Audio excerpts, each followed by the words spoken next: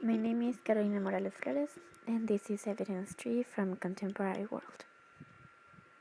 I'm going to talk about some of the events that I think were important in the last decades. And first of all, I think one of them is the 9/11 terrorist attack, which started with an American flight crashing into the North Tower of the World Trade Center in New York. And it was the start of 4 other attacks that were suicide attacks from an Afghanistan invasion of terrorists that happened in September 11 on 2001. Another event that I think was important was when Barack Obama was elected as the first Afro-American president of the United States of America, and he was elected in November 4 of 2008. And it meant a whole new change for America, not only because he was the first Afro-American president, but also because he had a lot of new changes and new reforms that were going to change the politics. The other event that I think was very important is when Facebook was founded by Mark Zuckerberg, and he made this website or this social site with his college roommates in Harvard University, and he founded in February 4 of 2004, and the consequences meant a whole new way of communicating each other from all across the globe. Even though at first the site was only admitted for Harvard students and then only for college students, and now basically everybody can have Facebook. Now I'm going to talk about some concepts that I think they're important. For example, globalization. Globalization can be understood as a process of interaction or integration of people, of companies, of culture, economy, etc. between different nations. It emerged mostly after the Cold War because the countries were in a great economic crisis and they needed to open the doors and to let other countries to help them in the process of economy integration and economy interaction.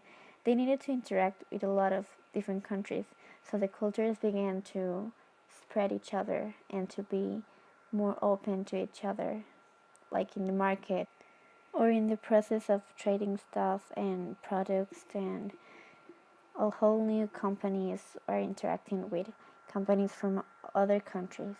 So that's why globalization started. Now, terrorism. The terrorism concept is basically the use of violence from a specific group of people or just one person to draw the attention of like the government or the powerful people by putting the public or any section of the public in fear using violence.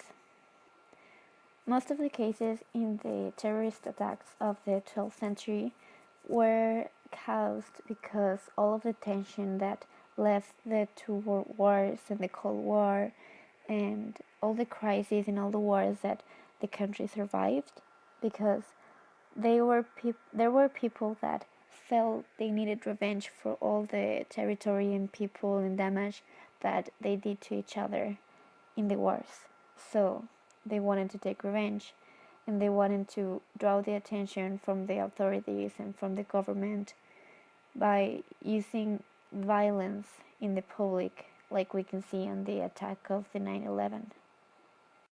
Now, the concept of unipolar world. It is understood as when the structure of the power in the world or in the most important countries are dominated by only one superpower.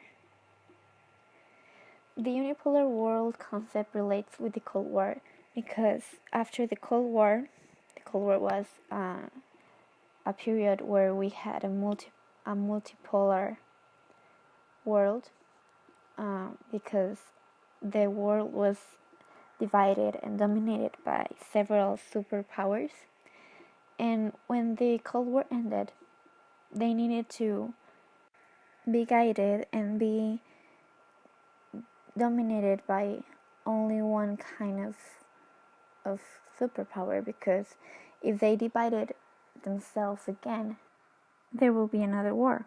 So United States took advantage of that, and now we have a unipolar world that is basically dominated by United States.